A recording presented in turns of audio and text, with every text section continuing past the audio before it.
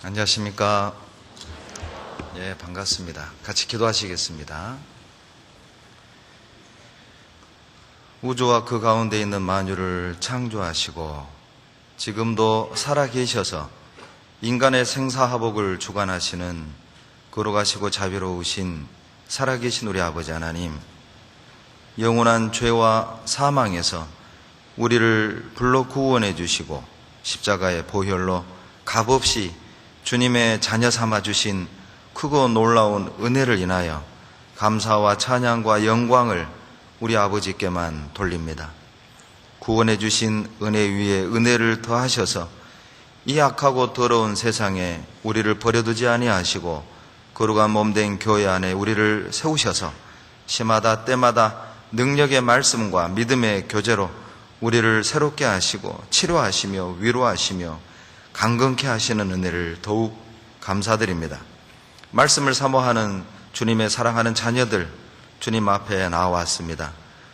오늘도 능력의 말씀으로 우리의 생각과 생활을 변화시켜 주시고 모든 악하고 더러운 것들에서 우리를 구별되도록 도와주시옵소서. 우리 중에 심령이 상하고 낙심된 형제자매님들 계시다면 빛과 같은 말씀으로 우리의 갈 바를 인도해 주시고 방망이 같은 말씀으로 굽어지고 오그러진 우리의 생각과 삶을 곧게 펴주시기를 간구드립니다. 육신의 질병 가운데 계신 우리 형제자매님들에게 고난 중에서 주님을 위로하는 법을 알게 하시고 주님의 자비하신 손길로 그 마음을 어루만져 주시며 주님을 찬양할 수 있도록 그 믿음과 사랑을 더해 주시기를 간절히 바라고 원합니다. 거둬들여야 될 알곡은 많으나 일꾼이 적은 시대를 살아가고 있습니다. 교회 안에 충성된 일꾼들을 허락하셔서 주님 재림 직전 많은 영혼들을 주님이 위하여 죽으신 그 영혼들을 건질 수 있도록 도와주시고 그 선한 일에 우리 모두가 같은 마음으로 협력하여 선을 이루어갈 수 있도록 도와주시고 인도해 주시옵소서.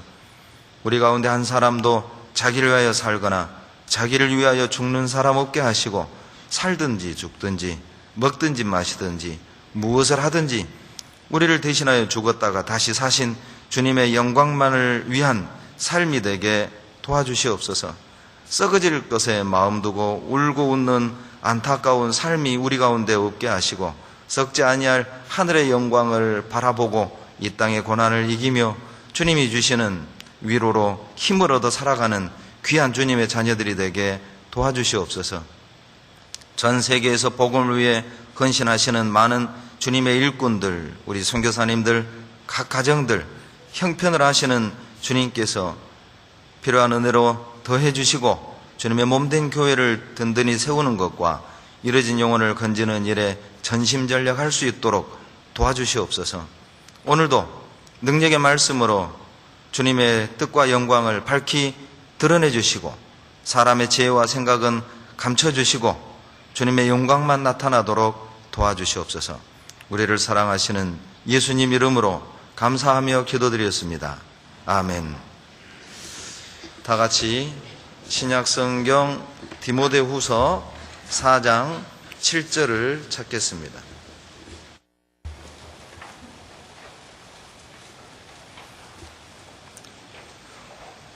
디모데후서 4장 7절, 8절이 되겠습니다. 같이 읽어보시겠습니다. 내가 선한 싸움을 싸우고 나의 달려갈 길을 마치고 믿음을 지켰으니 이제 후로는 나를 위하여 의의 면류관이 예비되었으므로 주 곧 의로우신 재판장이 그 날에 내게 주실 것이니 내게만 아니라 주의 나타나심을 사모하는 모든 자에게니라. 이 디모데 후서는 사도 바울께서 순교 직전 기록하신 마지막 서신입니다. 그렇기 때문에 이 디모데 후서 안에는 유언과 같은 비장함이 들어있습니다.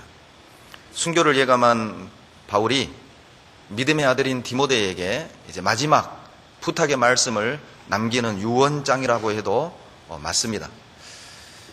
그 유언에는 그 그 사람의 인생이 들어있고 그 사람의 전부가 들어있죠.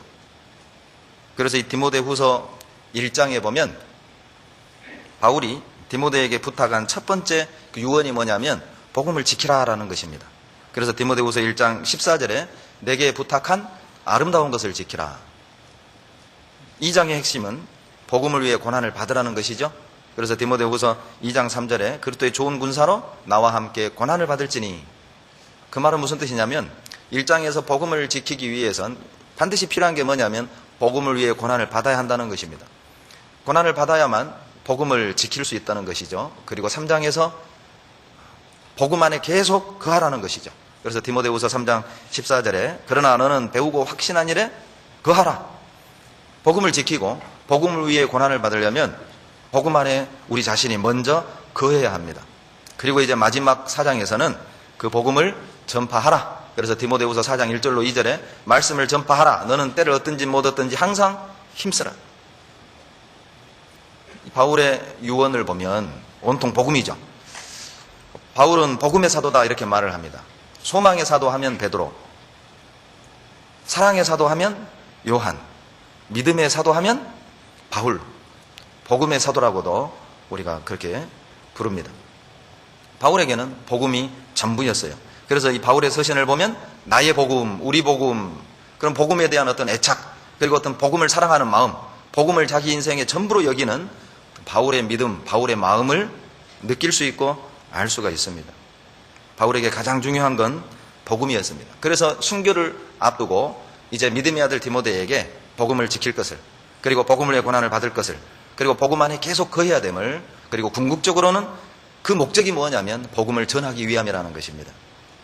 실은 바울께서 이 디모데에게 남긴 유언은 디모데에게만 주신 유언은 아닙니다.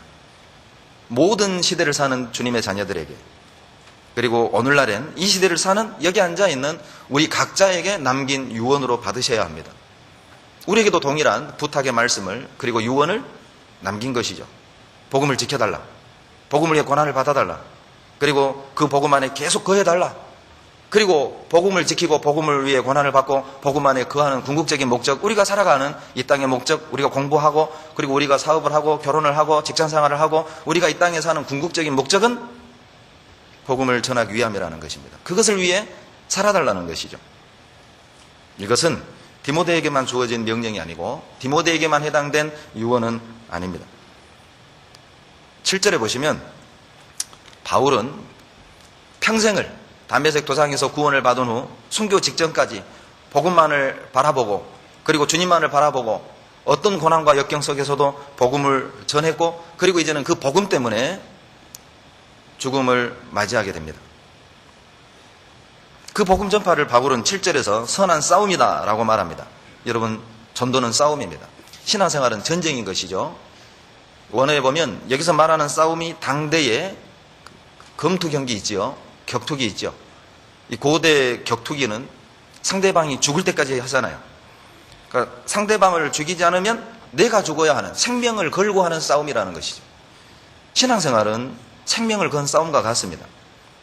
내가 죽느냐 사느냐의 문제죠. 한 영혼을 놓고 그 영혼을 살리느냐 죽이느냐의 싸움이 신앙생활입니다. 단순히 주일날 교제를 나갈 거냐 안 나갈 거냐, 봉사를 할 거냐 말 거냐, 성경을 읽을 거냐 말 거냐, 기도할 거냐 말 거냐, 그런 차원의 것이 아니에요.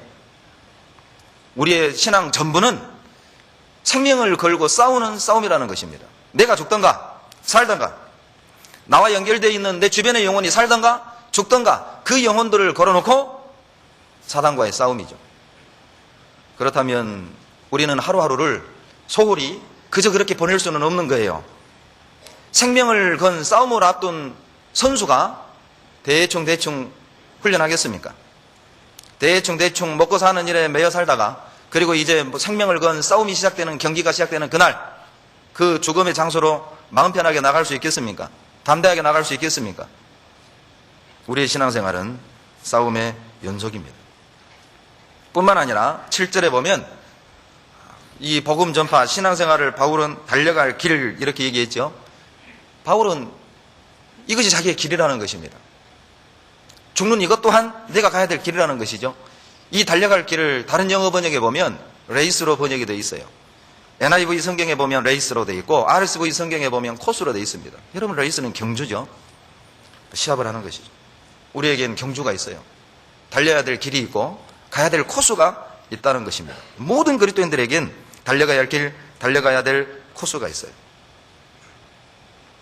예수님도 코스가 있었죠. 말 구유통에 나시고, 그리고요 33년의 인생을 사시고 3년 동안의 공생애를 사시고, 그리고 십자가에 죽으시는 것이, 그리고 3일 만에 부활하시는 것이 주님의 코스였습니다. 베드로의 코스도 있었지요. 갈릴리 바다의 어부로 태어나서, 그리고요 바닷가에서 주님을 만나고, 그리고 3년을 주님과 함께 동행을 하고 로마에서 거꾸로 십자가에 못 박혀 죽는 것이 베드로의 코스였습니다. 바울의 코스는 다메섹 도상에서 예수님을 만나고, 그리고 이제 마지막엔 로마에서 목이 잘려나가 죽는, 그것이 바울의 코스였습니다. 여러분, 세례 요한의 코스도 있었죠. 여기를 잡고 사도행전 13장 25절을 찾겠습니다. 사도행전 13장 25절입니다.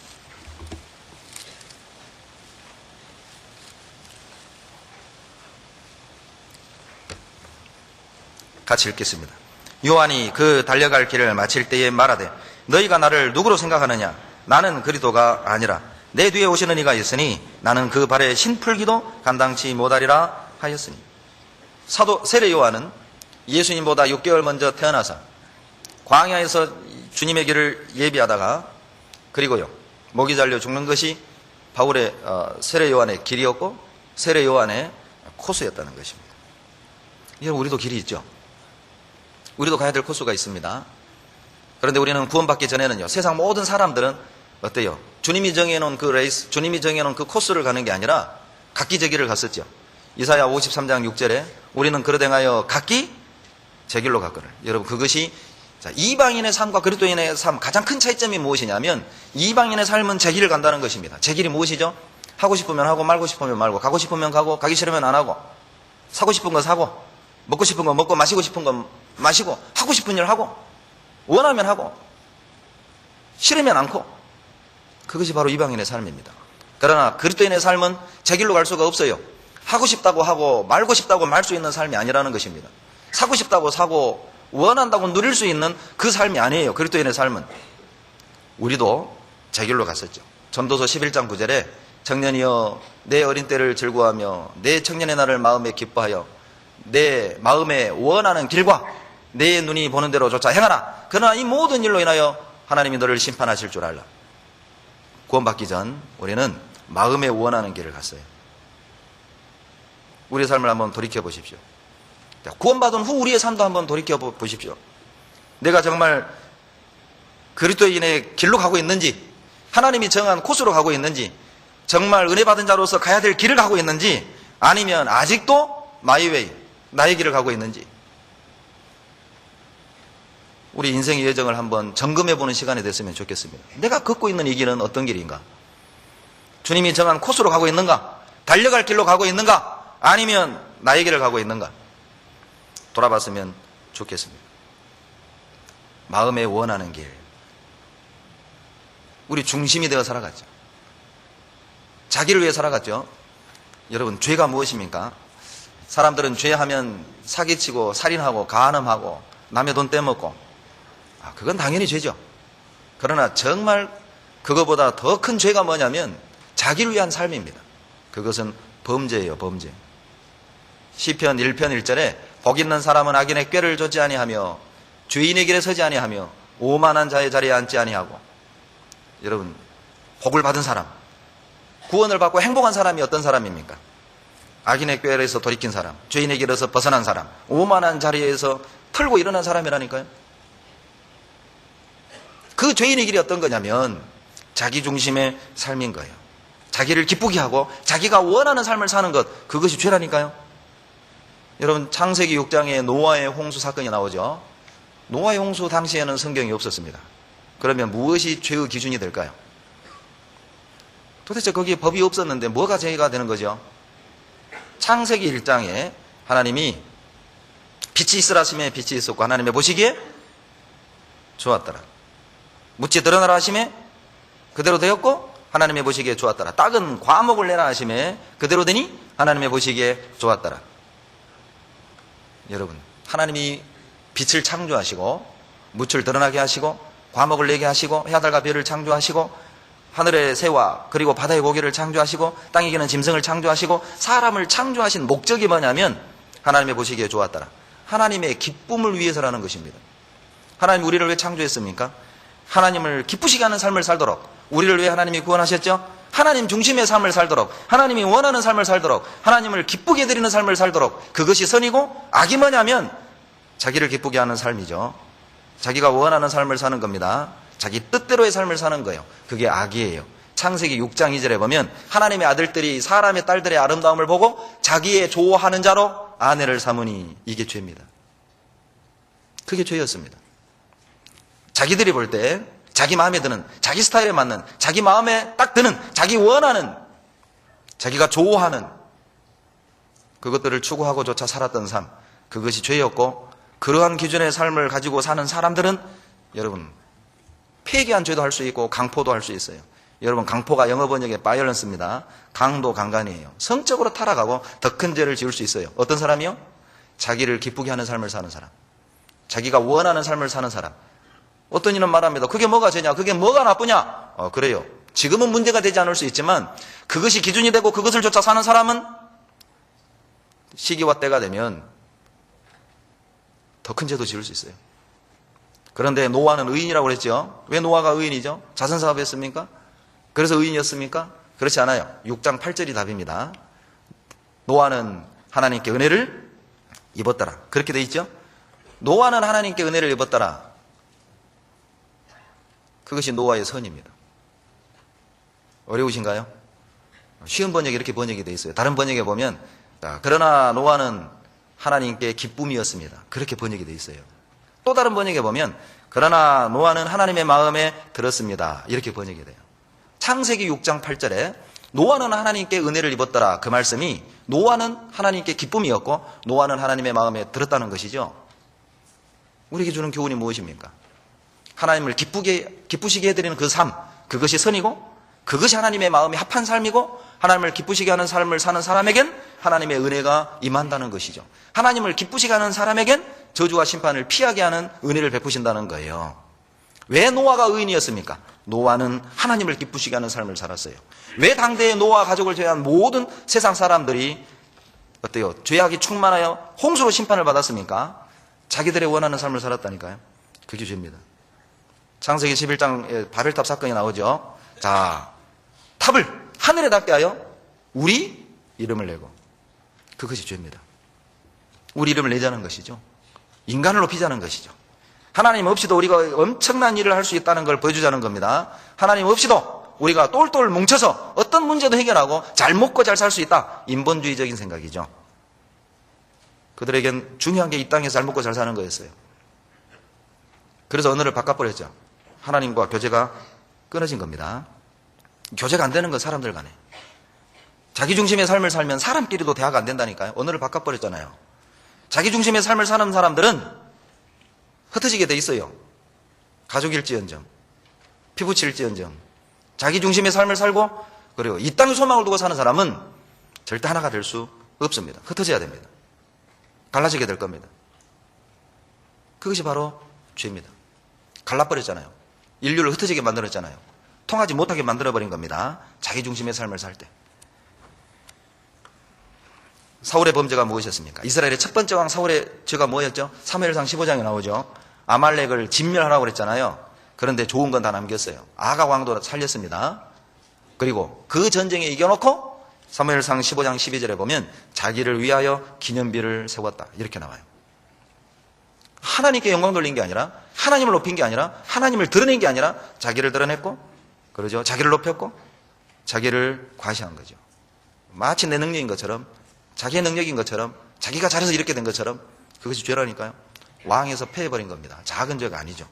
여러분, 그것이 얼마나 큰 죄면은 왕자리에서 쫓겨났다니까요. 우리에겐 길이 있습니다. 그리스도인들에겐 가야 될 길이 있어요. 그 말은 가선 안 될 길도 있다는 말이죠. 우리 그리스도인들은 내가 원하는 길을 갈 수 없어요. 이제 각기 제 길로 갈 수 없어요. 내 마음에 원하는 길을 갈 수 없어요.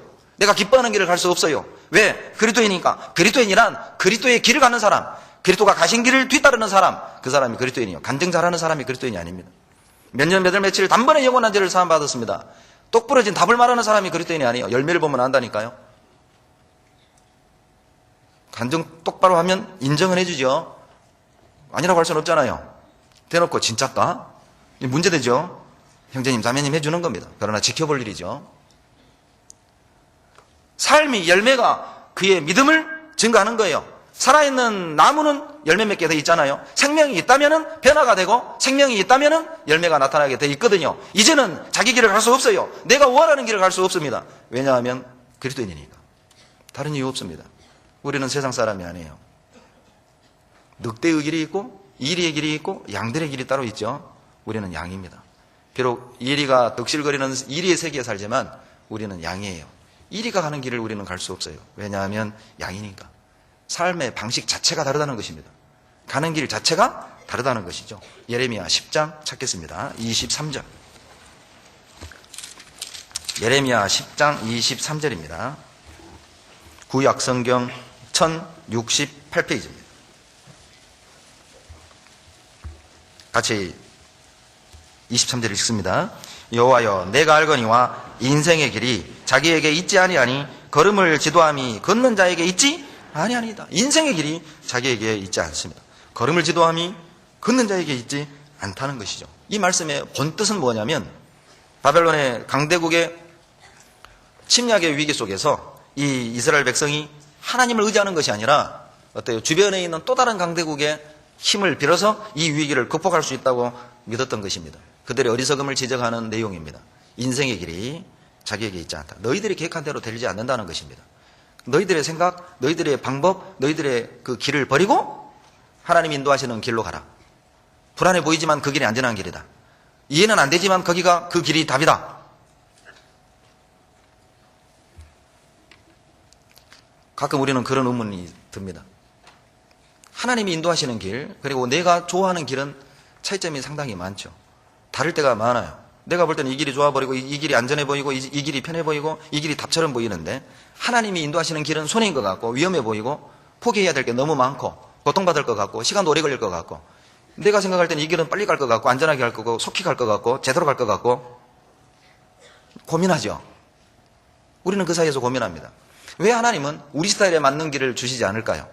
내 생각처럼 좀 편안해 보이는 길이 하나님의 길이었으면 내가 좋아 보이는 그 길이 하나님의 뜻이었으면 얼마나 좋을까요? 그런데 왜 하나님 우리 보는 것과 다른 그런 복잡하고 힘들고 포기해야 되는 그 좁은 길로 우리를 인도해 가실까요? 하나님이 원하는 건 믿음입니다. 우리는 믿음으로 삽니다. 믿음이 없으면 절대 갈 수 없는 길이 주님이 인도하시는 길이에요. 믿음을 요구하시기 때문에 내가 보는 것, 하나님이 보는 것 달라요. 또 한 가지 예레미야 10장 23절의 또 하나의 의미는 이제는 내가 가고 싶은 길을 갈 수 없다는 뜻이죠. 왜? 인생의 길이 자기에게 있지 않기 때문에. 길을 지도함이 걷는 자에게 있지 않다는 이 말은 이제는 내가 가고 싶은 길, 이제는 내가 원하는 길, 이제는 내 마음대로 못 간다는 것입니다. 우리의 삶은 이제 하나님께 잡혔어요. 우리 인생은 이제 하나님께 종속된 겁니다. 그래서 잠언 16장 9절에 사람이 마음으로 자기의 길을 계획할지라도 그 걸음을 인도하시는 분은 누구시죠? 예, 여호와십니다. 사람이 마음으로 자기 길을 계획할지라도 그 걸음을 인도하시는 분은 여호와십니다. 계획 세우십시오. 우리 인생은 계획을 세워야 됩니다. 망대를 세울 때 예선하라고 그랬잖아요. 계획 세우셔야 됩니다. 학생들은 자 어떤 고등학교 갈까? 어떤 대학을 갈까? 대학생은 어떤 직장을 얻을까? 이제 정년기에 있는 형제자매들은 자 누구를 만나서 결혼을 할까? 계획을 세워야죠. 또 이제 노후 대책은 어떻게 세울까? 또 계획을 세워야 되겠죠. 그러나 계획을 세우는 것보다 더 중요한 것은 그 계획이 하나님의 뜻에 맞는 것입니다. 계획을 잘 세우는 게 중요한 게 아니라 하나님 뜻에 잘 들어맞는 게 중요하다는 것이죠. 왜? 계획은 내가 세워도 인도하는 분은 하나님이니까. 하나님의 뜻에 맞는 계획을 세울 때 어때요? 바른 하나님의 인도함을 받을 수가 있어요. 그리고 내 마음의 고통도 덜하겠죠. 계획을 세우십시오. 단 하나님의 뜻에 맞는 계획을. 뿐만 아니라 또 한 가지 이 잠언 16장 9절의 의미는 계획은 사람이 세워도 인도하는 분은 하나님이라는 그 말은 여러분 지금 우리가 하고 있는 이 길이 하나님의 인도하심이라는 믿음도 가져야 한다는 뜻입니다. 실수로 전주에 이사 온 게 아니라 내가 실수로 그 직장에 들어갔고 실수로 내가 지금 남편 만나서 사는 게 아니라니까요. 야, 실수다. 내 인생에 최악이 있다면 당신을 만난 거다. 어떤 형제가 그러더래요. 당신과 나의 결혼은 당신에게는 은혜고 나에게는 징계라고. 그렇게 말하는 형제가 있다면 그건 바꾸어서 생각해야 될 부분인 것 같아요. 하나님은 그렇게 말 안 할 것 같아요. 자매한테는 저주다. 너한테는 은혜고. 실수가 아닙니다. 누구의 탓으로 인해서 오늘의 삶을 사는 게 아니에요. 계획은 내가 세워도 인도하시는 분은 하나님이라는 걸 믿는다면 우리는 지금 하나님의 인도함을 따라 오늘을 살고 있는 거예요. 잠언 20장을 찾습니다. 잠언 20장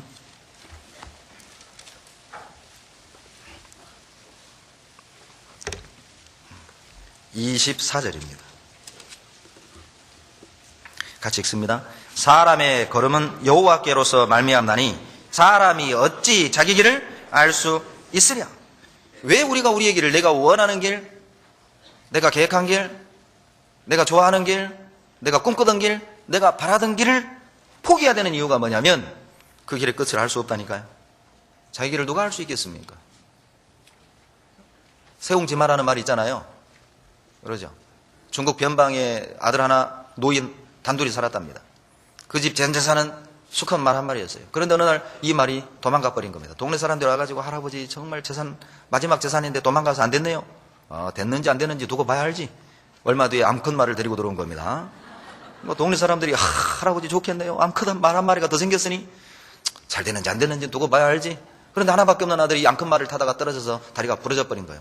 그 절름발이가 됐어요. 동네 사람들이 와서 아이고 할아버지 하나밖에 없는 아들이 장애를 갖게 됐으니 안 됐네요. 됐는지 안 됐는지 누가 봐야 알지. 얼마 뒤에 중국에 전쟁이 터져서 아들들 다 끌려가는데 이 아들만 버려졌다잖아요. 그게 세웅지마입니다. 두고 봐야 하는 겁니다. 자기 길을 누가 알겠습니까? 우리 앞날을 안다면 여기 안 있죠. 우리 앞날을 안다면 지금 그 가정을 이루고 살겠어요? 우리 앞날을 안다면 우리는 이렇게 살지 않을 겁니다. 모르니까 여기 앉아 있는 것이죠. 왜 우리가 우리의 길을 포기해야 됩니까? 답은 간단합니다. 모르니까요. 나는 이 길이 좋아 보이고 나는 이 길이 맞는 것처럼 보이고 이 길이 내 스타일에 맞는 것처럼 보이지만 그 결과는 우리는 모른다는 것입니다. 그러니까 아무리 좋아 보여도 아무리 답처럼 보여도 아무리 확실해 보여도 주님이 아니라고 하면 그 길은 아닌 거예요. 왜?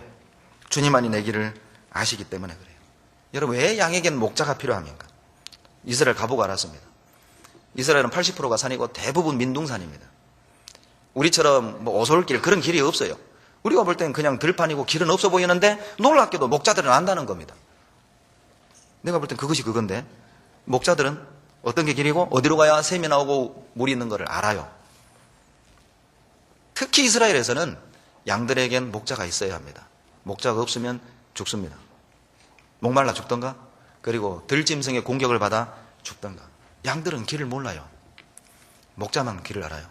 그러니까 목자가 가면 뒤만 따라가면 되니까 얼마나 안전하고 편합니까? 우리에게 하나님이 필요한 이유입니다. 우리는 우리 길을 모릅니다. 이사야 48장 17절. 이사야 48장 17절.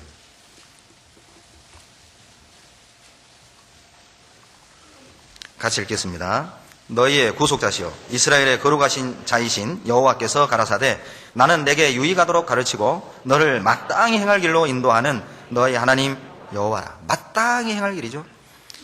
그러니까 주님은 지금 당연히 합당하게 갈 길로 인도하고 있는 거예요. 즉 내가 가는 이 길은 항상 최선이라는 것입니다. 나는 고통스러워 보이고 나는 회피하고 싶고 나에게 왜 이런 일이 있는가 그런 의문이 드십니까? 우리가 생활 속에 어려움을 느끼고 고난을 느끼는 것은 환경이 짓누르는 무게 때문이 아니라는 것이죠.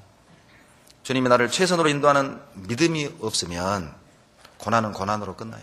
그러나 내가 가는 이 길이 최선으로 인도하는 하나님의 손길이라는 믿음이 있으면 슬픔이 기쁨이 되는 거예요. 절망이 소망이 되는 겁니다. 놀랍지 않습니까? 어떻게 받아들이실 겁니까? 마땅히 행할 길로 인도하는 여호와셔요.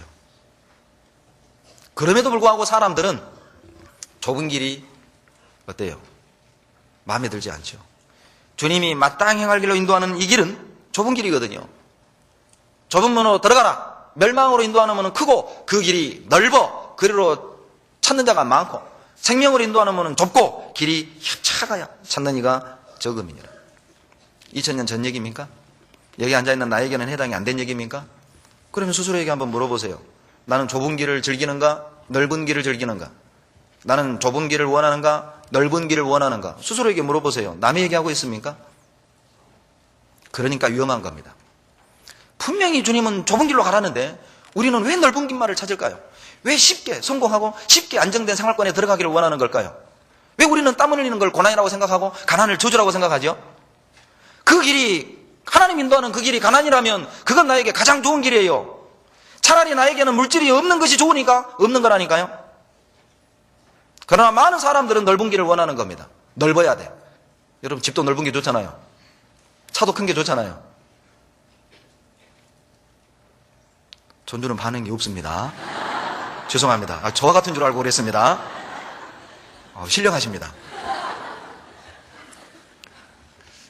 많은 사람들은 아직도 넓은 길을 좋은 길이라고 생각을 하는 거예요. 은연중에 넓은 게 좋죠. 17절에 보시면 여러분, 그 좁은 길은 나에게 유익한 길이라고 말씀하셔요. 지금 내가 가는 길은 마땅한 길이고 유익한 길이라니까요. 좁은 길은 화려하지 않은 길입니다. 좁은 길은 고난의 길이라는 뜻이죠. 좁은 길은 포기해야 될 게 많은 길이에요. 좁은 길은 힘들어요. 그러나 확실한 건 그 길의 끝은 넓다는 것입니다. 시작은 좁은데 갈수록 넓어지는 길이고, 넓은 길은요 편해 보여요. 가면 뭔가 누릴 수 있고 성공할 수 있을 것 같고, 그러죠. 꿈꾸던 생활을 할 수도 있을 것 같고, 그러죠. 사람들에게 인정도 받고 넓은 길입니다. 편안하게 적당하게 신앙생활도 하고 봉사도 하고, 그러죠. 그러나 그 길은 점점 좁아지는 길이에요.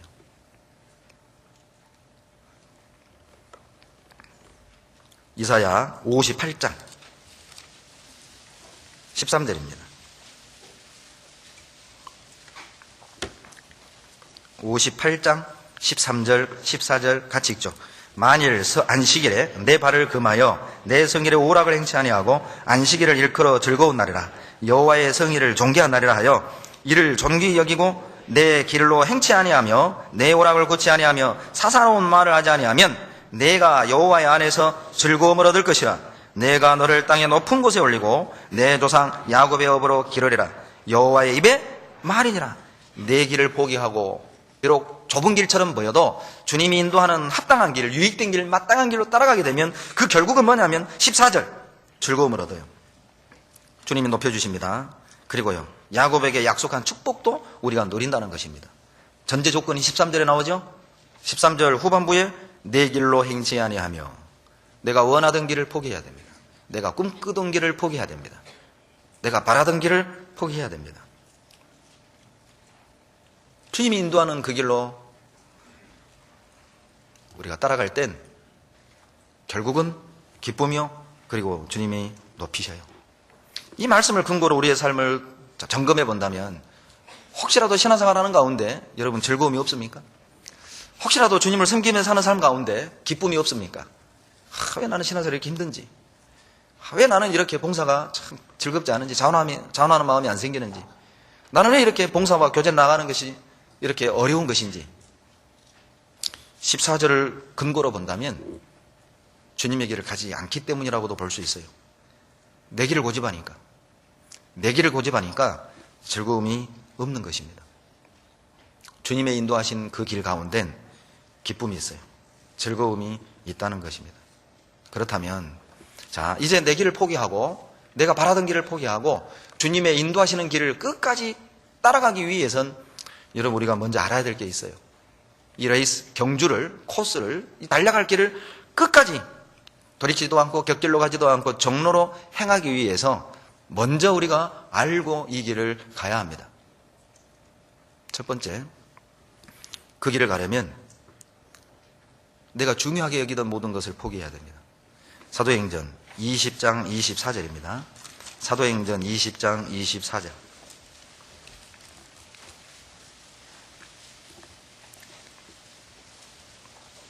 신약성경 223페이지입니다. 20장 24절 같이 읽어보시겠습니다. 나의 달려갈 길과 주 예수께 받은 사명, 곧 하나님의 은혜의 복음 증거하는 일을 마치려 하면은 나의 생명을 조금도 귀한 것으로 여기지 아니하노라. 자, 나의 달려갈 길, 주 예수께 받은 사명, 곧 하나님의 은혜의 복음을 증거하는 일을 마치려면은 나의 생명을 조금도 귀한 것으로 여기지 아니하노라. 알고 싶습니까? 나는 나의 길을 가는지 아니면 주님의 인도하시는 길을 가는지 알고 싶습니까? 검증받고 싶습니까? 24절이 기준입니다. 나는 무엇을 귀하게 여기고 있는가? 그걸 한번 보세요. 내가 제일 귀하게 여기는 게 무엇인가? 그걸 한번 생각해 보세요. 내가 귀하게 여기는 것이 무엇인지를 보게 되면 주님의 길을 가는지 아니면 나의 길을 가는지 검증할 수 있어요. 아브라함은 본토 친척 아비집을 떠났죠. 하나님이 지시할 땅으로 갔습니다. 여러분, 지금에야 전라도 광주에서 남도 광주에서 북도 전주 오는 게 쉬워요. 보니까 내비 찍어봤더니 78km 되더라고요. 그러나 과거엔 여러분, 내가 살던 마을에서 30km 이상을 벗어나는 게 절대 흔한 일이 아니에요. 제 고향이 한평입니다. 나비축제로 유명하죠. 제가 초등학교 다닐 때요, 서울 갔다 오면 자랑거리였다니까요. 야, 나 서울 갔다 왔다? 서울이 얼마나 멀던지 버스 타면. 그러죠. 아침에 가면 저녁이 됐어요. 저녁이 됐어. 하루가 걸렸어요. 하루. 올라가는 데만. 얼마나 또 멀미는 많이 해요. 그러죠. 서울 한번 갔다 오면 자랑거리 친구들에게 나 서울 갔다 왔다? 차 엄청 많더라. 야, 세상에 건물이 4.5층짜리가 있고 엄청 높아. 막 올려다보는데 머리가 아파. 머리가. 와, 그래? 그러던 때가 있었잖아요. 여러분, 이 당시에는 자기 주거지역을 벗어나는 건 죽음이었어요. 죽음이라고요. 자기 본토 친척 아비집을 떠난다는 건 그냥 이삿짐 센터에다 집 맡겨놓고 홀라당 간 게 그런 게 아니라니까요. 모든 걸 포기하는 겁니다. 그러잖아요. 유목생활하고 농경사회에서는 자기 안정된 모든 걸 다 포기했다는 뜻이에요. 이미 다 준비된 환경이잖아요. 친족이 있고, 그러죠? 삶의 터가 있고, 그런데 그걸 버리고 간다는 건 쉬운 건 아닙니다. 그러나 하나님이 지시할 땅으로 가려면 거기서 나와야 합니다. 그걸 놔야만 했습니다. 소돔 고모라에서 나오려면 다 놔야 했다니까요. 모세는 바로의 공주의 아들이라 칭함을 거절하고 하나님의 백성과 함께 고난받기를 잠시 죄악의 낙을 누리는 것보다 더 즐거워했어요. 왕자의 자리를 거절해야 했습니다. 고난받기를 즐거워해야만 200만의 이스라엘 백성을 하나님의 약속의 땅으로 데려갈 수 있는 거예요.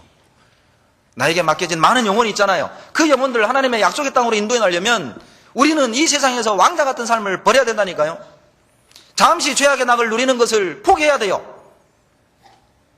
동시에 다 할 수 없습니다. 바로의 왕자로 살면서 어떻게 가나안 땅에 200만을 애굽에서 탈출해낼 수 있겠어요?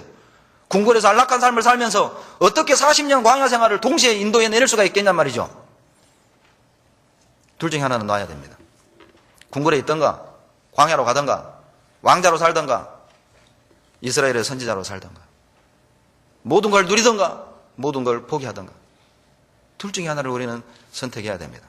그래야만 갈 수 있는 길이에요. 제가 어떤 지역에 수련회를 갔습니다. 청년 임원들을 데리고 100여 명 임원을 데리고 수련회를 갔다 왔습니다. 제가 그 지역교회 소식을 듣고 정말 부끄러웠어요.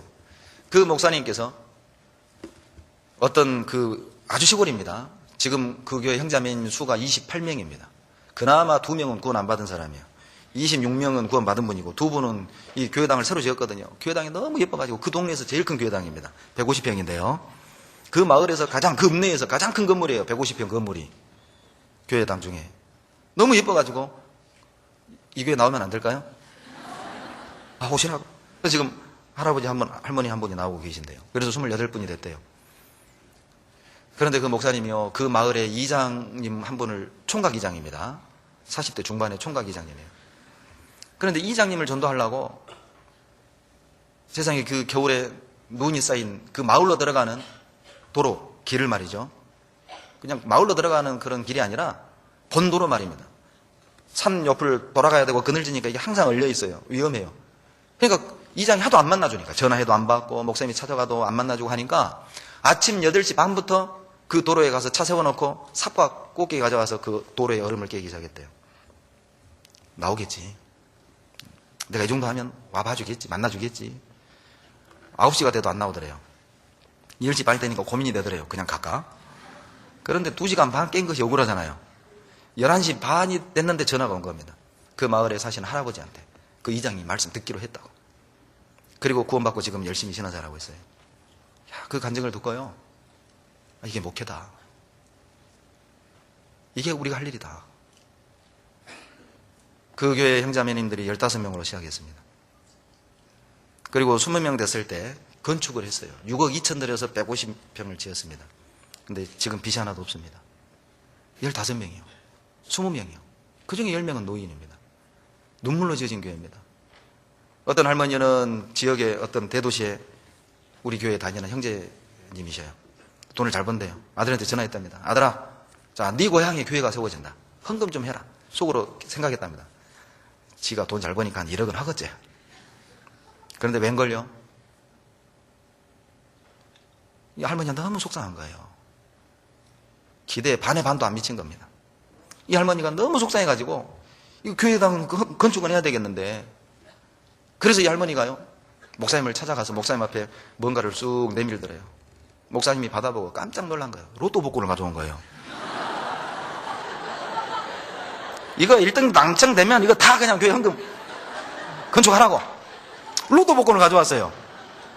아쉽게도 당첨은 안 됐습니다만, 그런데 천국에서 당첨됐을 거예요. 당첨된 겁니다. 그러니 하나님이 역사 안 켰어요. 정말 팔도에 있는 형제자매들의 마음을 다 움직였어요. 빚이 없다니까요. 20명이 건축해서 6억 2천의 빚이 없어요. 몇 달 전에, 2달 전인가 입당식 했죠. 포기하지 않으면 갈 수 없는 길입니다. 때로는 자존심도 포기해야 되고, 때로는 육신의 안락한 생활도 포기해야 되고. 그러나 분명한 건 포기하고 가면 후회는 하지 않습니다. 정말 후회하지 않을 겁니다. 가보세요. 주님이 인도하시는 길을 가려면, 우리의 코스를 끝까지 완주하려면 또 하나 기억해야 될 게 있습니다. 여러분, 그 길을 가다가 보면 울 일이 많아요. 웃는 일도 있지만 울 일도 많습니다. 알고 가십시오. 사무엘상 6장입니다.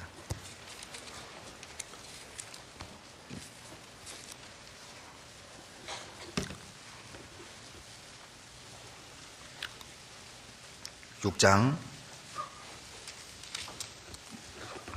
10절로 12절. 그 사람들이 그같이 하여 젖나는 소 둘을 끌어다가 수레를 메우고 송아지들은 집에 가두고 여호와의 궤와 및 금지와 그들의 독종의 형상을 담은 상자를 수레 위에 실으니, 12절 같이 읽죠. 암소가 베세메스 길로 바로 행하여 대로로 가며 갈 때에 울고 좌우로 치우치지 아니하였고, 블레셋 방백들은 베세메스 경계까지 따라가니라. 블레셋이 어때요? 하나님의 언약궤를 빼앗았죠. 그리고 아스돗에 놔둔 겁니다. 다곤 신당에 말이죠. 다음날 가봤더니 다곤 신이 넘어져 있고 목이 부러져 있는 거예요. 우연이겠지. 그런데 또 막 질병이 돌죠. 아, 이게 언약궤 탓인가 보다. 그것을 언약궤를 에그론으로 갖다 옮기는 거예요. 가드로 갔더니 가드 사람들이 화들짝 놀라고, 에그론으로 갔더니 에그론 사람들이 화들짝 놀리는 거예요. 그 소문 다 들었거든요. 우리 죽이려고 그러느냐? 그리고 이제 그렇다면 이거 필요 없으니까 이스라엘로 돌려보내자. 그런데 이제 어떻게 돌려보내냐면, 젖나는 소. 여러분, 젖나는 소가 뭐예요? 또 젖소 그러지 말고요. 젖나는 소가 젖소면 젖소라고 썼지요. 젖소는 아니지만 새끼를 키우는 암소 2마리예요. 그 2마리에다가 멍에를 지우고 에그론에서 베세메스까지 보내면, 제대로 가면 목이 부러지고 병이 돌았던 건 하나님이 한 거고, 만약 곁길로 가거나 돌아오면은 이거 우연이 된 일이다. 결론은 이 블레셋 사람들은 하나님을 믿겠다는 거예요, 안 믿겠다는 거예요? 안 믿겠다는 거죠. 여러분, 이거 불가능한 겁니다. 소 한 마리도, 여러분, 에그론에서 베세메스가 한 12km 정도 됩니다. 한 번도 가보지 않은 길을 멍에를 메우고 소 한 마리가 가는 것도 힘든데 2마리가, 그것도 뒤에서 송아지들이 울어요. 가겠어요? 이렇게 신앙생활하는 사람들이 있죠. 블레셋 사람처럼. 하나님을 시험하는 사람들이 있어요. 자, 대집회는 다가오고 전도는 해야 되겠고 용기는 안 나고, 예? 뭐 친구를, 가족을, 부모를 해야 되긴 하겠고 하자니 용기는 안 나고, 이제 양심이 찔려서 버스를 기다리는 거예요. 그래, 가자, 전도하러 가자. 근데 용기가 안 나는 거예요. 내기 하죠, 내기. 5분 안에 버스가 오면은 전도하라는 하나님 뜻. 5분 안에 안 오면 안 해도 된다는 뜻. 제가 극단적인 비유를 들었지만 그런 식의 신앙생활을 하는 사람들도 있을 수 있어요. 하나님의 뜻을 자기 편할 대로 해석하는 사람들이 있죠. 정당화시키는 겁니다. 자기의 불순종을. 하나님을 믿지 않겠다는 것이죠. 블레셋 사람이 그랬다니까요. 그런데 놀라운 일이 벌어졌어요. 기적이 일어났어요. 이 언약궤를 수레에 메고 가는데 뒤에서 이 송아지들이 울어요. 그런데도 12절에 보면 이 소들이 대로로 가고 좌우로 치우치지 않아요. 울면서도. 자기 새끼들의 그 비명을 듣고 울면서도 곁길로 가지도 않고 대로로 가는 겁니다. 그리고 급기야 여러분 14절에 보면 아예 자기 몸을 번제로 드려요. 우리가 가야 될 길입니다. 주님이 정하신 길을 말씀을 우리가 메고 가다 보면 우리를 돌아가게 만드는 게 많아요. 송아지 울음이 얼마나 많습니까? 우리를 과거로 돌이키게 하고자 하는 것들이 얼마나 많아요. 그러나 눈물 흘릴지언정 좌우로나 우로나 치우치면 안 됩니다. 끝까지 가야 됩니다. 울 일이 많을 겁니다. 또 한 가지 기억해야 될 게 있습니다. 하나님이 인도하시는 그 길에는 여러분 광야길도 있어요. 때로는 광야길도 만날 겁니다. 항상 푸른 초장, 한상 물가만은 아니에요. 여러분 광야도 만나게 될 거예요. 신명기 8장 2절입니다. 신명기 8장 2절.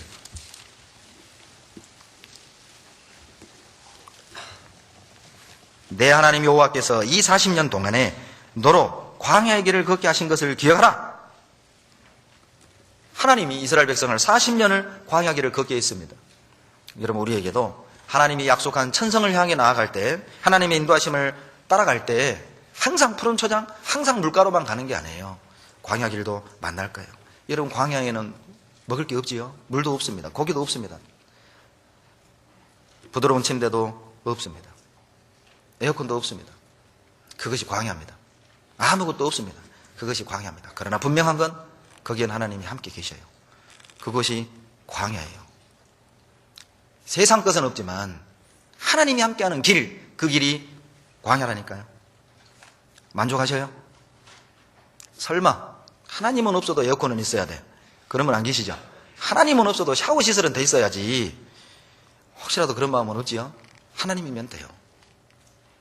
고기도 없고 물도 없고 없는 것 투성이지만 광야 길에는 하나님은 계셔요. 그런데 왜 하나님이 우리를 광야 길로 인도하십니까? 이유가 있어요. 시편 23편 1절로 4절이 답입니다. 여호와는 나의 목자시니 내게 부족함이 없으리로다. 그가 나를 어디로 인도하시죠? 푸른 초장으로 인도하시고 실만한 물가로 인도하시는도다. 내 영혼을 소생시키시고 자기 이름을 위하여 무슨 길로요? 의의 길로 인도하시는도다. 내가 사망의 음침한 골짜기를 다닐지라도 해를 두려워하지 않을 것은 주께서 나와 함께 하십니다. 의의 길인데 왜 사망의 음침한 골짜기입니까? 하나님 푸른 초장 쉴만한 물가로 인도하는 의의 길인데 왜 하나님은 사망의 음침한 골짜기로 들어가는 것입니까? 이스라엘 지형을 아셔야 돼요. 이스라엘은 해가 쨍 쬐면 아침에 맺힌 이슬이 순식간에 사라집니다. 그러니까 햇빛이 비추는 곳에는 새싹이 자랄 수가 없어요. 어디에 새싹이 자라느냐? 음지입니다. 응달입니다. 햇빛이 덜 비추는 곳. 그래야 이슬이 맺히고 그 이슬이 또르르 굴러떨어져서 샘을 이루는 거예요. 그러니까 음침한 골짜기로 가야만 거기에 푸른 초장이 있고 쉴만한 물가가 있는 거예요. 그런데 왜 사망의 음침한 골짜기죠? 거기엔 양떼들만 물 먹으러 오는 게 아니에요. 맹수들도 물 먹으러 옵니다. 음침한 골짜기로. 그러니까 사망의 음침한 골짜기인 거예요. 왜 광야길로 인도하시는지 아시겠죠? 그 광야길을 가야만 푸른 초장 쉴만한 물가가 나오는 거예요. 우리는 광야길을 걷는 게 아니라 쉴만한 물가 푸른 초장으로 가고 있다니까요. 어느 분이 그래요. 성경에 와사비가 있대요. 시편 23편 푸른 초장이 와사비라나요?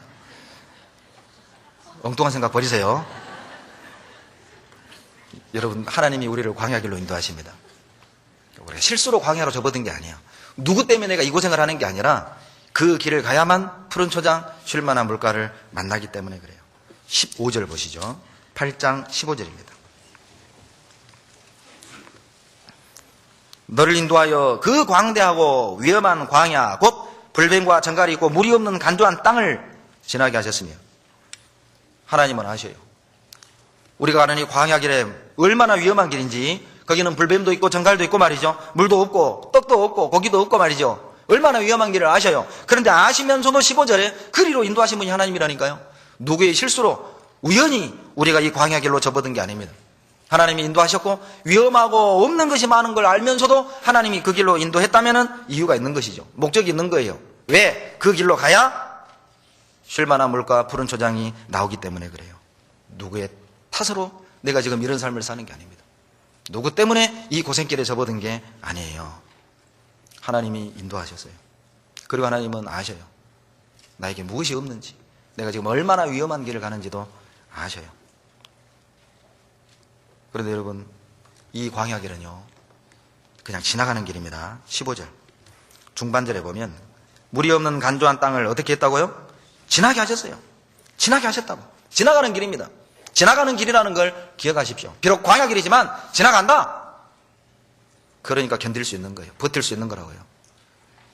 여러분, 무더운 여름에 휴가철 피서갑니다. 바닷가 텐트 쳐놓고 막 버너에 코펠에 밥을 해 먹는데 막 3층 밥입니다. 죽이고 돌이고, 그리고 막 국을 끓였는데 이게 막 소금국이에요. 바람에 모래가 날려서 막 모래도 씹히고, 밤에 잠 자는데 막 비 와가서 텐트는 새고.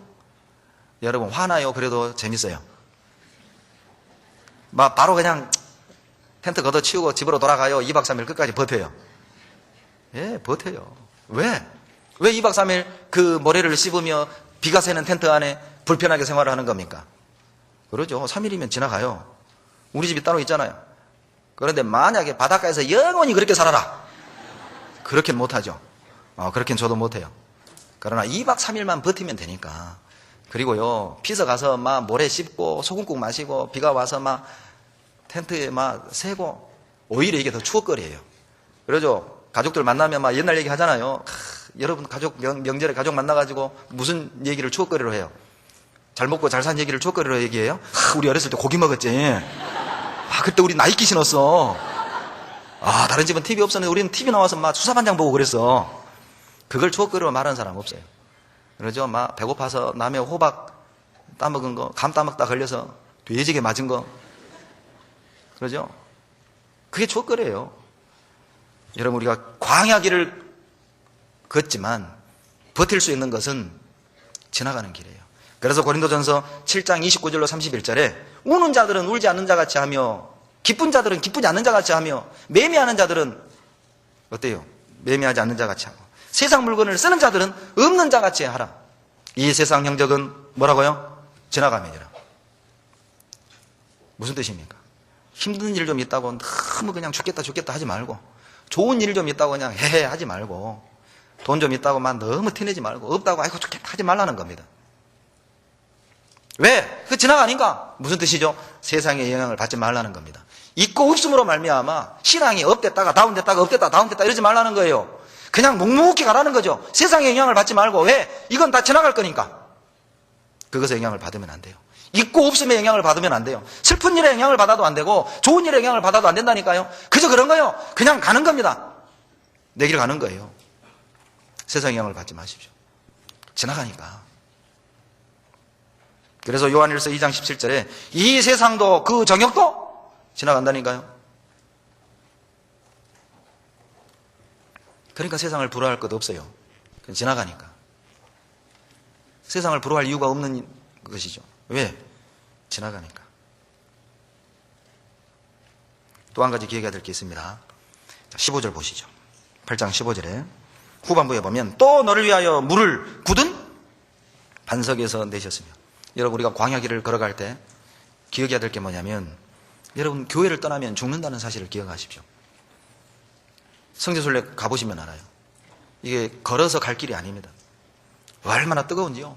내려서 제가 모래를 만져봤다니까요. 뜨거워. 못 만졌어요. 그랬더니 가이드가 하는 말이, 목사님, 요거 이상기 위해서 시원한 거예요.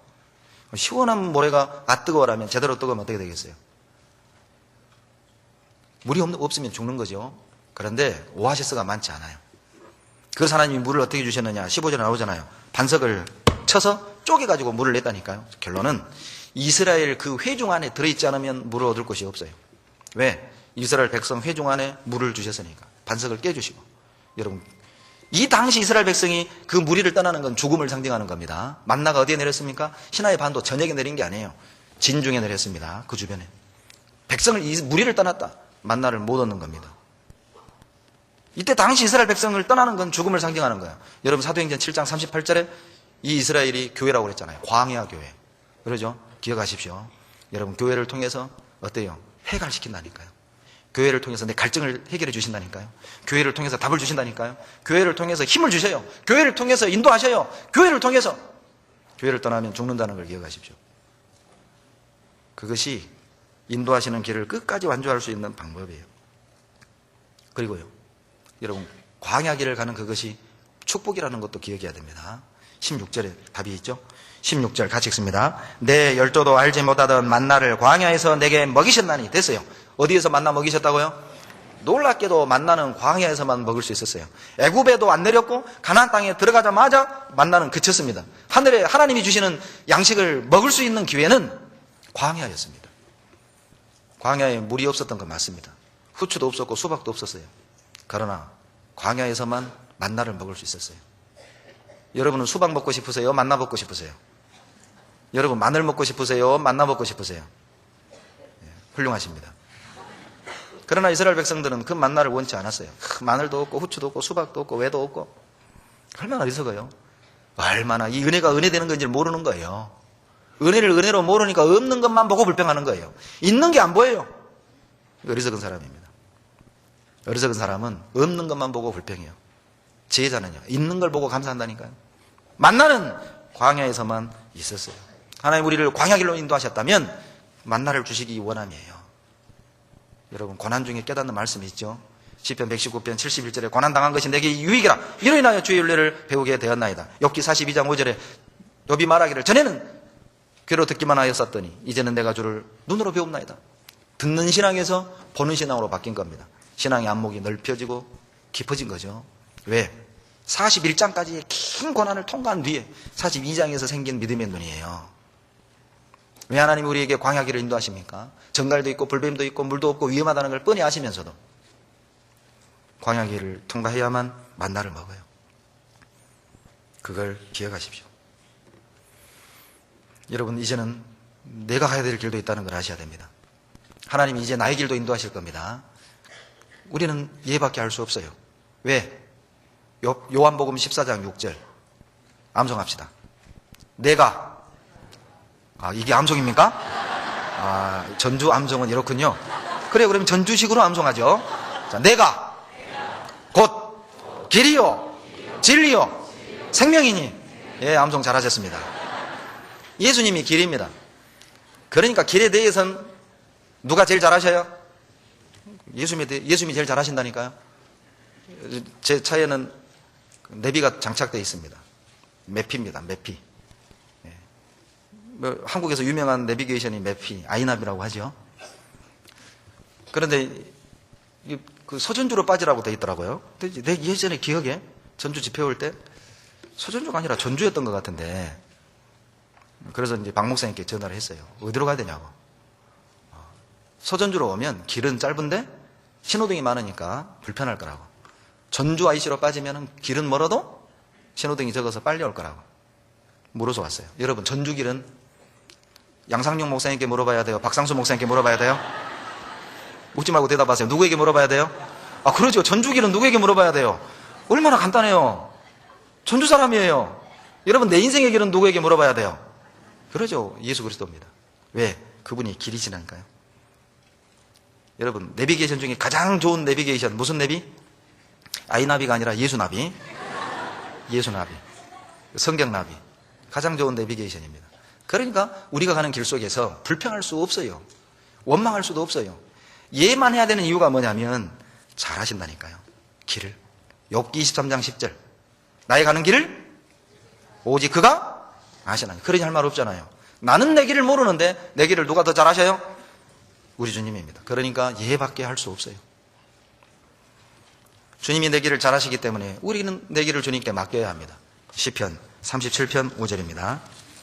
시편 37편 5절.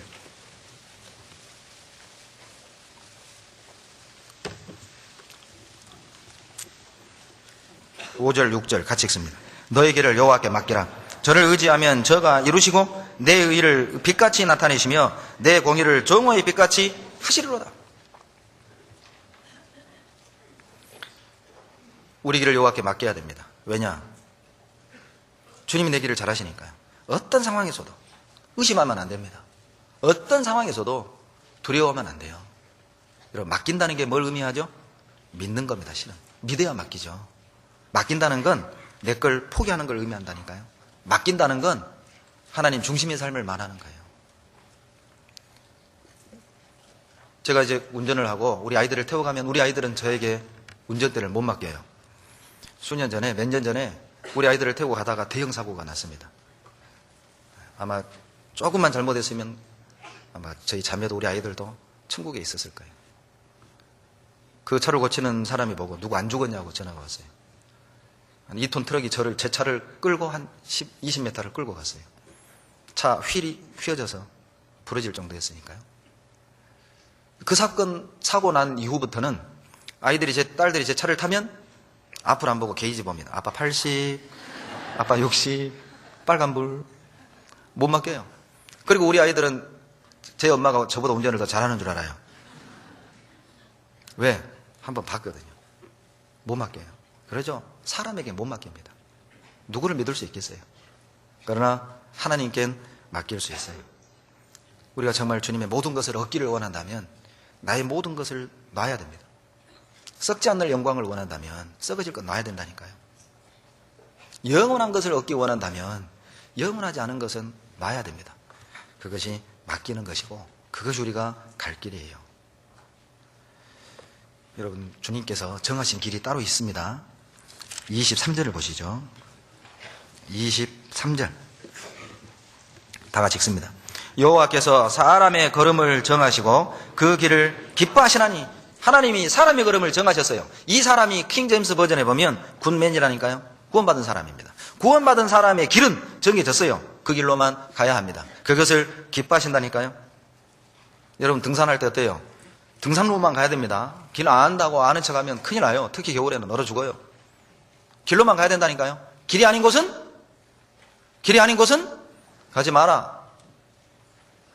그랬더니 길은 정해졌어요. 여러분, 기차는 레일 위만을 달려야 돼요. 아이, 질렸다. 맨 가는 길, 다른 길을 갈란다. 대형 사고 나는 겁니다. 다른 사람의 목숨을 가지고 자기를 즐길 수 없잖아요. 우리는 우리 개인의 삶이 아닙니다. 내가 어떤 길을 가느냐에 의해서 많은 생명을 살리기도 하고, 그리고요, 많은 생명을 죽일 수도 있다는 걸 잊지 마세요. 책임감 있게 사셔야 됩니다. 우리 길은 정해졌습니다. 딴 길 생각하지 마세요. 왜 정해진 길로만 가야 하는가? 이유가 24절에 나옵니다. 같이 읽습니다. 저는 넘어지나 아주 엎드러지지 아니함은 여호와께서 손으로 붙드십니다. 왜 정해진 길로만 가야 되죠? 여러분, 주님이 인도하시는 길을 쫓아갈지라도 넘어질 수 있어요. 자빠질 수 있어요. 그러나 괜찮은 이유는 다시 이렇게 세워주신다니까요. 주님이 인도하신 길로 가서 간다고 해서 고난이 없고 안 넘어지는 건 아니에요. 넘어집니다. 그러나 붙들어 이렇게 세우셔요. 그러나 내가 기뻐하는 길, 내가 즐기던 길, 내가 바라던 길을 가다가 넘어지면요, 거쳐 넘어져도 그것을 몰라요. 일어날 길이 없어요. 왜 정해진 길로 가야 하느냐? 왜 인도하심을 따라가야 되느냐? 그래야만 넘어져도 일어설 수 있어요. 그렇지 않으면 일어날 길이 없습니다. 뿐만 아니라 주님이 보십니다. 정해진 길로 가는지를 주님이 보신다니까요. 32편 8절. 시편 32편 8절. 같이 읽습니다. 내가 너의 갈 길을 가르쳐 보이고 너를 주목하여 훈계하노다. 우리의 갈 길을 가르쳐 보여주시고 그리고 주목하십니다. 여러분, 우리 왜 주일, 수요 말씀, 전도 집회, 생활 집회, 구역 모임, 청년회, 어머니의 봉사회, 은장회, 왜 교회 안에 있는 모든 모임에 함께해야 되죠? 여러분, 그 시간에 나에게 갈 길을 가르쳐 주셔요. 그렇게 믿으셔야 됩니다. 이번 구역 모임은 나의 길을 가르쳐 보여주시려고 준비된 모임이다.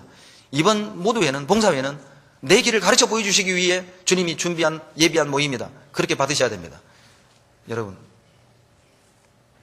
거기에 함께 하지 않을 때 헤매는 겁니다. 어디로 가야 되는지, 가야 될 길인지, 가서는 안 될 길인지 구분을 못하는 거예요. 더 놀라운 건 갈 길을 가르쳐 보이고 주님이 주목하셔요. 보시는 거예요. 제대로 가는 거. 제가 사는 사택 아파트에서 우리 딸들이 다니는 학교까지 다 보입니다. 이렇게 베란다에서 보면 보여요. 아파트 입구에서 놀이터 지나서 쪽문으로 해가지고 도로가로 해가지고 초등학교 정문까지가 다 보여요. 근데 둘째 녀석이 장난기가 많아요. 가다가 꼭 들려요. 꼭 놀이터를 들려요. 내려다보고 배다빈! 그러면 제가 9층이거든요. 봤어? 하고 가는 거예요. 보인다니까요. 주님이 보셔요. 제대로 가는지. 우리 미로 있죠? 미로. 쥐를 딱 놓으면 어때요? 위에서는 딱 보이죠? 어디가 길인지. 그런데 가다가 막히면 나오고 또 가다가 막히면 나오고 해서 빠져나오잖아요. 하나님이 보셔요. 제대로 가는 거. 가다 보면 막힌 게 나올 겁니다. 왜 막힙니까? 길이 아니니까 막은 거예요. 실수한 게 아니라고. 잘못한 게 아니라고. 누구 탓하지 말라고. 길이 아니니까 막힌 거라고요. 돌아 나오면 돼요. 그러면서 내 길을 찾아가는 겁니다. 낭비도 아니고 실수도 아니고 누구의 탓도 아니에요. 하나님이 막으신 겁니다. 제 길로 인도하시는 거죠. 보셔요. 어떤 지역에 자매님, 그 형제님 아이가 정신적으로 장애가 있어요. 근데 이 아이의 자립을 키우려고 내가 그 자매님, 형제님, 집사님 간증을 듣고 참 마음이 뭉클하더라고요. 학교까지 일부러 너 스스로 가거라.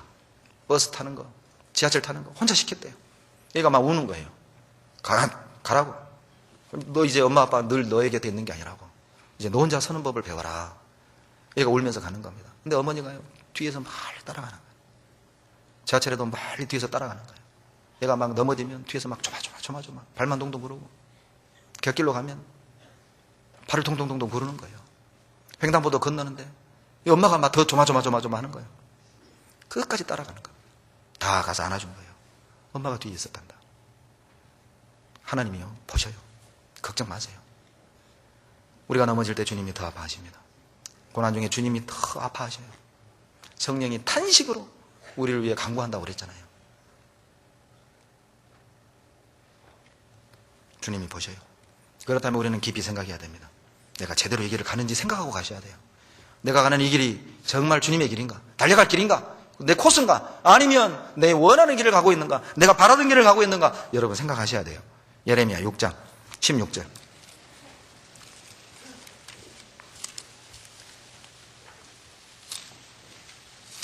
예레미야 6장 16절. 같이 읽습니다. 여호와께서 이같이 말씀하시되 너희는 길에 서서 보며 옛적 길 곧 선한 길이 어디인지 알아보고 그리로 행하라. 너희 심령이 평강을 얻으리라 하나 그들의 대답이 우리는 그리로 행치 않겠노라 하였습니다. 이 길이 주님의 뜻이라는 걸 알면서도 안 가는 분들이 있잖아요. 특히 사업적이면 사업하는 분들은 돈이 보인다는 겁니다. 그런데 신앙적인 측면에서 보면 가서는 안 될 길이거든요. 물론 돈은 보여요. 그러나 신앙적으로 가서는 안 될 길이거든요. 나는 그 길로 행치 않겠노라. 돈은 얻지만 평강을 잃는 겁니다. 돈은 얻지만 신앙을 잃는 거예요. 뭘 얻으시기 원하십니까? 우리가 도대체 뭘 얻기 위해 사는 겁니까? 성공한 인생이 무엇입니까? 우리가 꿈꾸는 삶은 무엇입니까? 넓은 집, 보장된 노후입니까? 넓은 집이 없는 사람은 실패한 인생입니까? 노후 대책이 없는 사람은 실패한 사람이란 말입니까? 두고 볼 일이죠. 내가 꿈꾸는 삶이 어떤 길인지 생각해 보세요. 내가 선한 길을 가고 있는지. 우리 인생의 길에 서서 봐야 됩니다. 옛적 길이 선한 길입니다. 옛적 길이 무슨 길입니까? 믿음의 선진들이 간 길이에요. 그 길이 아니면 곁길입니다. 믿음의 선진들이 갔던 길이 어떤 길입니까? 그들은 구차하게 살지 않았어요. 재산을 뺏기고 생명을 잃으면서까지 그들은 구차하게 그 고난을 면하지 않았어요. 그러나 우리는 고난을 회피합니다. 세상과 타협해 가면서 적당히 주님의 말씀 듣고 구역모임 나가면 신앙생활 잘하는 거라고 생각하는 거예요. 그건 모임에 나오는 거지 하나님께 영광 돌리는 건 아니에요. 내 삶을 통해서 하나님의 영광이 나타나고 내 삶을 통해서 하나님의 나라가 이루어져 가고 있는가? 하나님께는 필요한 게 일꾼입니다. 구경꾼이 아니에요. 하나님은 일꾼을 찾으시는 거지 구경꾼이 아니라고요. 교회는 여객선이 아닙니다. 교회는 생명선이잖아요. 유람하는 여객선이 아니에요. 교회는 생명을 건지는 생명선이라니까요. 하나님에게 필요한 건 구경꾼이 아닙니다. 하나님이 찾는 사람은 일꾼입니다. 옛적 길, 7천만 명의 순교자들이 갔던 그 길, 주님이 갔던 그 길, 바울이 갔던 그 길, 폴리갑이 갔던 그 길, 스펄전이 갔던 그 길, 무디가 갔던 그 길, 리빙스턴이 갔던 그 길, 스터드가 갔던 그 길. 그 길이 내가 갈 길입니다. 어떤 길을 원하십니까? 18장 15절입니다.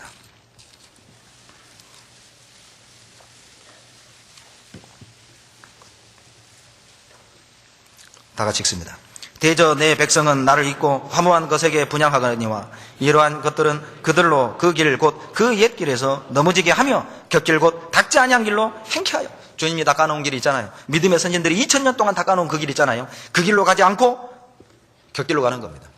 오늘날의 이단의 길이 곁길이죠. 2000년 동안 복음의 역사 속에서 누구도 말하지 않은 걸 말하는 거예요. 그게 이단입니다. 비유를 깨달아야 되고 요한계시록을 깨달아야 되고 어머니 하나님을 알아야 되고 율법을 지켜야 되고 안식일을 지켜야 되고 유월절을 지켜야 되고 2000년 동안 어떤 사도들도 어떤 순교자들도 그것을 위해 죽지 않았어요. 지식은 많은데 영적으로 어두운 시대입니다. 여러분 복음의 역사 속에 2000년 동안 역사 속에서 우리 시대만큼 성경이 이렇게 많이 드러난 때가 없었습니다. 평신도들이 이렇게 풍성한 지식을 갖고 있었던 때가 없었다니까요. 그러나 우리의 믿음은 어떤 시대보다도 흔들리는 시대예요. 놀랍지 않습니까? 아는 건 많은데 주님을 위해 순교하는 사람이 적은 시대죠. 조그마한 희생도 싫어하는 겁니다. 그 지식이 그에게 믿음이 될 수 없는 것이죠. 믿음은 행하는 것입니다. 행함이 없는 믿음은 죽은 것입니다. 지식이 나의 믿음은 아닙니다. 말씀이 내 삶 속에서 역사한다면, 말씀대로 우리가 순종하고 그 삶이 나타난다면 그 사람을 통해서 하나님이 놀라운 역사를 이루실 거예요. 예적 길이 아니라면 가서는 안 됩니다. 아무리 그럴싸해도, 아무리 좋아 보여도, 아무리 그 길을 가면 돈이 보이고 성공하는 것처럼 보여도 길이 아니면 가서는 안 돼요. 그건 곁길입니다.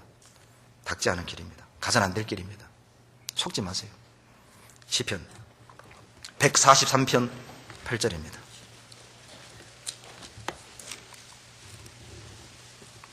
(143편) 8절 같이 읽습니다. 아침에 나로 주의 인자한 말씀을 듣게 하소서. 내가 주를 의뢰함이니이다. 나의 다닐 길을 알게 하소서. 내가 내 영혼을 주께 받들미니이다. 나의 다닐 길을 알게 해주십시오. 내가 내 영혼을 주님께 받들겠습니다. 이게 이렇게 번역이 됩니다. 다른 번역에 보면 내가 어떻게 살지 그 길을 알려주십시오. 그러면 내 영혼을 주께 바치겠습니다. 내가 어떻게 살아야 되는지 그 길을 가르쳐 주신다면 내 영혼도 바치겠습니다. 여러분 우리에게도 매일의 기도가 필요하겠습니다. 8절처럼 아침마다, 정말 아침마다 매일 우리가 눈을 뜨는 그 시간에 우리 마음에서 이 기도를 할 수 있으면 얼마나 좋을까요? 주님, 내가 어떻게 살아야 됩니까? 내가 가야 될 길이 어떤 길입니까? 가르쳐 주십시오. 필요하다면 영혼도 바치겠습니다. 구차하게 사느니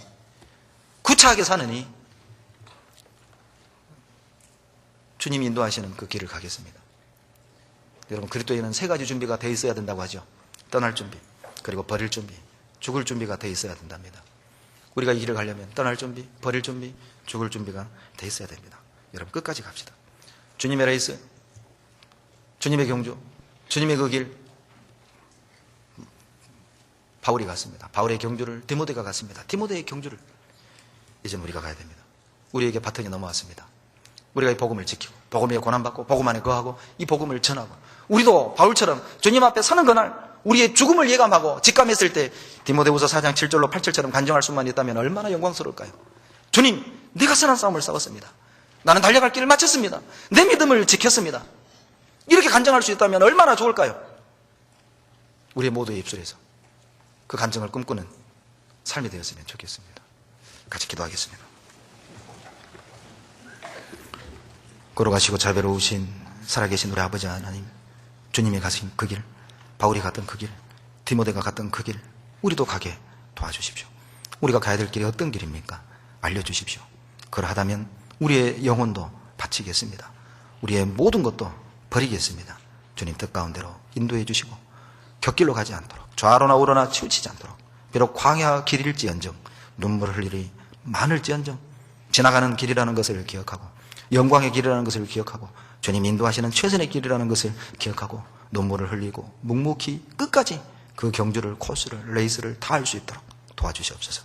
우리 가운데 한 사람도 뒤로 물러가 침륜에 빠지는 자 없게 도와주시옵소서. 자기를 위하여 사는 자도 없게 하시고 우리 가운데 주님만을 위한 삶으로 인도해 주시옵소서. 우리를 사랑하시는 예수님 이름으로 감사하며 기도드렸습니다. 아멘.